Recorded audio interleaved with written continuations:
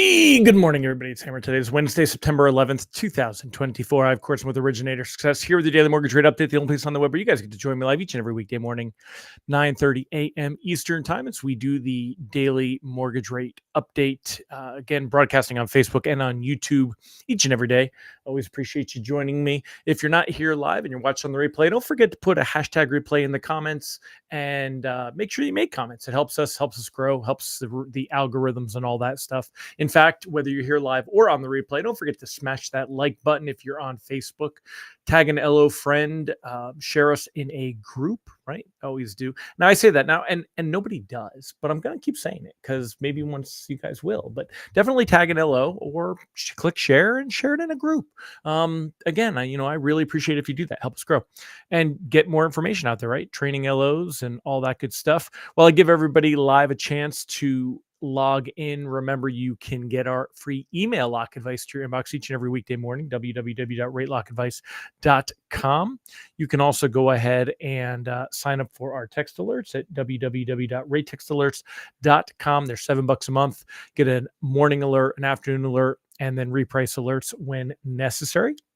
Also, you may want to go ahead and sign up for a text reminder that I'm going live. You could do that at www.hmmr.io/reminder, hammer.io/reminder, and just get a quick text message that, hey, Hammer's going live if you want to be reminded. Don't depend on the social media profiles to do that because they don't do a very good job of it. Last but not least, check out what we do here at Originator Success. If you'd like to get more loans from Google, social media, we have a amazing new website platform. We've got a few new website designs that are rolling out, very, very high performing. Our websites are designed to actually get you business, not be just, pretty.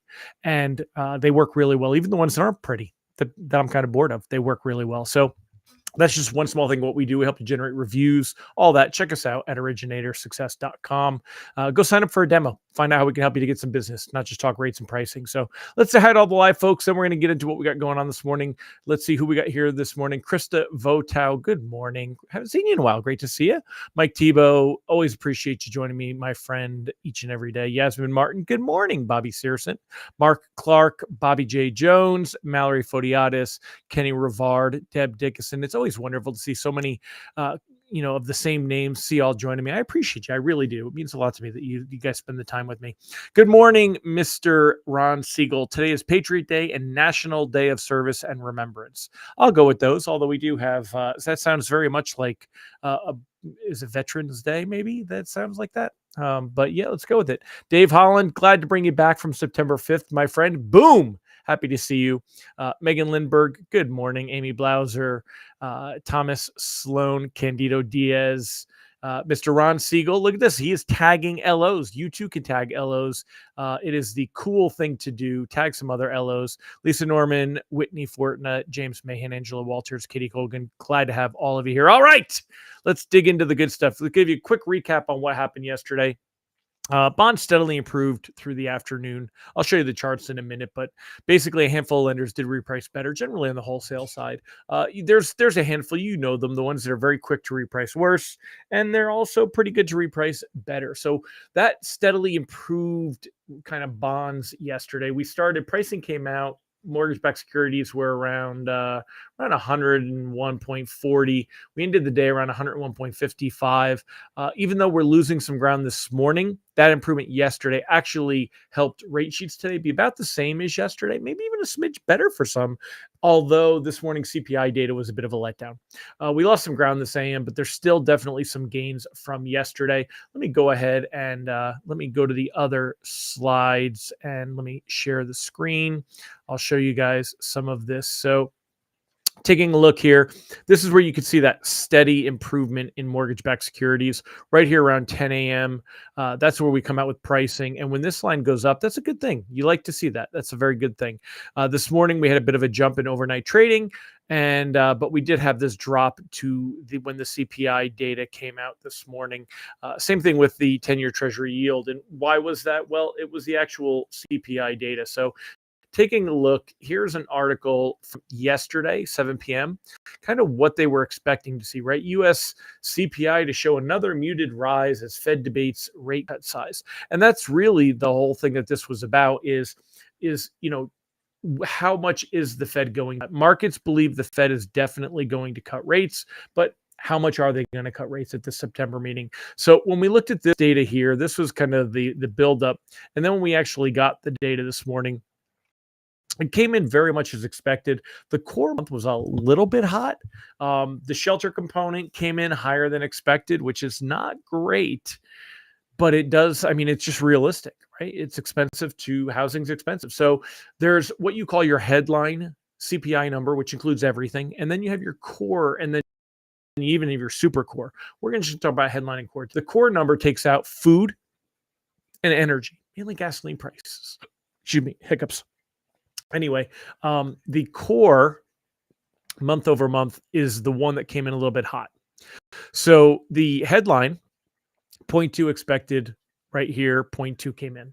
And these are rounded numbers. All right, remember that. So the core was expected to be plus 0.2, came in at 0.3. However, year over year, hiccups. Let me get rid of these.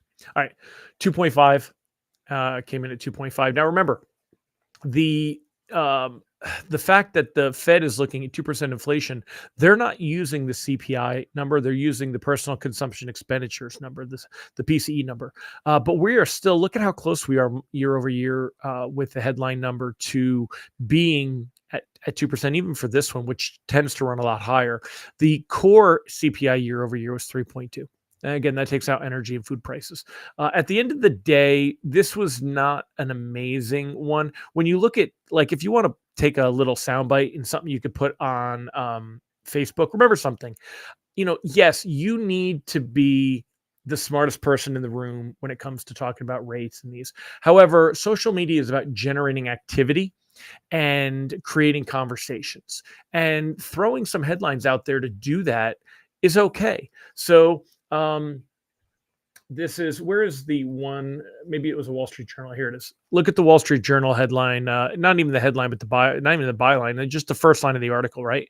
Inflation cooled in August to new 3-year lows, teeing up the Federal Reserve to begin gradually reducing interest rates at a meeting next week. Now, I have told you, we already know that these rate cuts are already priced into the market, right? But why would you fight the opportunity to generate a conversation with consumers? Because, yeah, they're going to think that when the Fed cuts rates, mortgage rates are going to drop. And you know what the reality is? They will. Not because the Fed cut rates necessarily, but because of what's going to happen after that. We'll talk a little bit more about that in a moment, and we'll go there. So as far as where things go here, one thing we need to note, yesterday it was 75% expectation of only a 1/4 point rate cut, and there was still about 1/4% out there that believed we might see a 1/2 point. After the CPI data came in, that shifted. It's up to 85%. Markets, traders, they don't believe the Fed is going to cut by 1/2 point next week. We've had weak labor data. We've had on par CPI inflation data for a couple of months, and yet really not expecting to see that. And it's very unlikely the Fed's going to surprise everybody into a 1/2 point rate cut. They want to keep things gradual. As far as what happens after that, we want to keep an eye on where the expectation is from there. Expectation that we will see a 2 1/4 point rate cuts in a row versus expectations of a 1/4 point and then maybe a 1/2 point, slightly winning that race right now. By the time we get to December, ending the year, the idea of just 3 1/4 point rate cuts, very, very unexpected. The bigger expectation is that at least one of these cuts, whether it's the November or December cut, will be a 1/2 point. This here would be a 1/4, 1/2. Right. So that's basically, we want to keep an eye on this. And as this goes, mortgage rates go. Now, a few things I want to kind of bring to your attention, right? So first of all, take a look. This green candlestick was the first big miss back in August for the labor market data, right? This was August 2nd. Second or third, let me see. Second, yeah. And that Monday, remember August 5th, that Monday, we saw a huge improvement in the opening, but we lost ground through the day. And we started out really, really high up here. and we lost ground through the day. That week we lost ground, but since then, look at how steadily we have improved. Just a couple of hiccups, a couple of red candlesticks in there, but overall, very, very steady improvement. And it now puts us yesterday broke that line and put us above where we were on that Monday, which, if you'll remember, that was when we saw those best rates that were there for like 20 minutes and then disappeared. Well, they're back again, right? Those rates are back again. And we knew that that would happen. I've been in a floating stance now for weeks because of this, right? And I've been telling you that the overall trend is that things will improve, and that's going to continue to be the case. So, as you've seen it rolling along the bottom of the screen, we want to, continue cautiously floating anything closing the next couple of weeks. Now, when I say couple of weeks, you got to look at when is that loan closing. If you can, you want to float into next week's Fed meeting. It's going to be on the 18th. That's also the day that I'm having surgery, by the way. But I think I'm going to do a twilight, and I'll be back to in the afternoon to go over everything. I'm having surgery that morning, early that morning. So even if I can't do a video for some reason, if I'm still waking up from surgery, which is a possibility, I will be here. But we'll talk more about that anyway. But I'm having a surgery to get one of those screws that got put into my leg, my ankle, removed. So anyway, taking a look here, as we head into that meeting, you want to float everything into the Fed meeting. Now, at this Fed meeting, we're going to have new dot plots, which is the Fed's forecast on where rates are going and where they think the Fed funds rate will be in 24, 25, 26 and beyond, right? So we're going to have that, but really it's Powell's press conference is where markets are going to move, and they're going to be looking at what does he have to say about all this stuff. So we'll talk more about that as we get there. We've got time; it's a week away. But as far as today goes, that CPI inflation data was kind of a bust, and I warned you it was going to be a bust. It wasn't going to be a really big deal that we were going to see here. We weren't going to see anything earth-shattering or market moving. One thing to note that was interesting today, though, if we take a look here, you could see that again. We started the day down here on this chart here. We had improvements. We lost ground when we had the CPI data, and then it kind of rebounded and it's flattened out. I think we have a pretty good shot of even seeing improvement through the day. Right now, we're down just a few basis points, 4 basis points on the day. That's almost nothing, right? And looking at where that puts us on rate sheets, I mean, look at this steady decline that we've seen in pricing, where things have just improved. We've gone from 6.5 down to 6.25, probably working into 6 1/8. Govy loans in the 5s. I mean, these are reasons to get out there and talk. It's okay to do refinances right now. We're going to see things truly, yeah. Sorry, I gotta throw this one on there because Siegel made me laugh before I get to there. He said, "Proof Hammer truly is a screw loose, and the doctors think they can fix that." Yeah, no, they're not gonna try to tighten that one. They're gonna take that one out. So, in fact, here I'm gonna go on a tangent because it's easy to get me distracted because I have ADD. And let's take a look together at let's see, one of these albums here's for Leg. Yeah, so we're going to go in and we're going to be removing this bad boy, this big screw right here that's holding my tibia and my fibula together. We're going to leave all this hardware in because I don't feel like slicing myself open to remove those. I don't think it's a big deal to have those. My body doesn't seem to mind it being there. But this big screw that's holding my fibula and tibia together, I'd like to remove that and get full range of motion back in my ankle. Even though I have almost all range of motion, I believe that if you have two bones here, you were meant to have two separately moving bones here. If they were meant to be combined at the bottom, then that's how your leg would be set up. So we're going to have that. It's not a big deal to remove that screw. Rather than have it break later or have it hollow out the bone. So, but yeah, no, this is don't Joni, don't cry for me, Argentina. I mean, this has been an issue for a while there. So, but yeah, that's where we're at with that stuff. So anyway, looking at where rates and pricing are, I think we're in a good spot with this. I don't think there's anything we really have to worry about. The trend is our friend. Continue to keep improving. I think we'll continue to see rates ease down.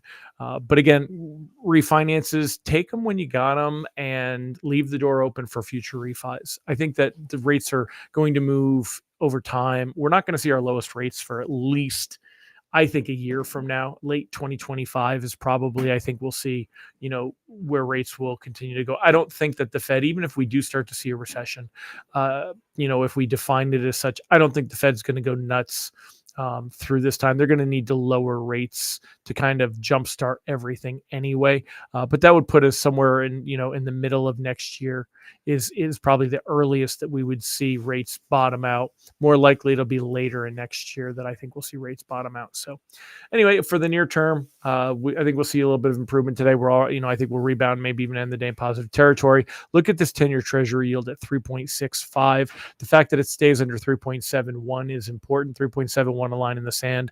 These are all great things, y'all. All great things pointing to where rates are improving, which is why down at the bottom I say cautiously float, continue to float, and get out there with some headline stuff. This is what you want to focus on. You want to say things like this, right? Cooled in August to new 3-year lows. Inflation is lower, opening the door for the Fed to drop rates. Mortgage rates will be moving lower. That's, start those conversations, get out there and have them. Get people out house hunting. That's how you start increasing your income, everybody. And it's okay to do loans. You don't have to apologize for doing loans. So keep that in mind. But let me go ahead. Whenever I change these things, that's always annoying. Let me find, where is that? There we go. But reprice risk on the day is low. Anyway, that's where we're at. Y'all have anything else to say? Let me know in the comments if there's anything you guys have. Good morning, Mr. Jerry Avila. Great to have you here. And yes, Yasmin, of course, today is 9/11. So I'm sure everybody will take a moment and remember where you were and appreciate and things. I have a little bit of a different perspective on it, one that's maybe not popular. Terrible things happen every day. I don't think that 9/11 is any more important than other days.